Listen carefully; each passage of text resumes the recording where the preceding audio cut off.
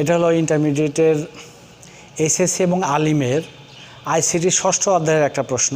এখানে একটা table draw করেছি, দেখতে পাচ্ছ। টেবিল 1 আছে কি রোল, নেম এবং এসএসসি জিপিএ, 3টা কলাম এখানে দেওয়া আছে। প্রশ্ন হলো টেবিলের কলামকে কি বলে? একটা এমসিকিউ প্রশ্ন। ডাটাবেজ ম্যানেজমেন্ট সিস্টেম অধ্যায় অনুসারে এই টেবিলের কলামগুলোকে কি বলে? এখানে রোল নামে একটা কলাম আছে, নেম নামে একটা কলাম আছে এবং এসএসসি জিপিএ নামে একটা কলাম আছে। অপশন 4টা: ক ডেটাবেজ, খ টেবিল, গ রেকর্ড, ঘ হলো ফিল্ড। তোমার যদি জানা থাকে এই প্রশ্ন উত্তর দাও।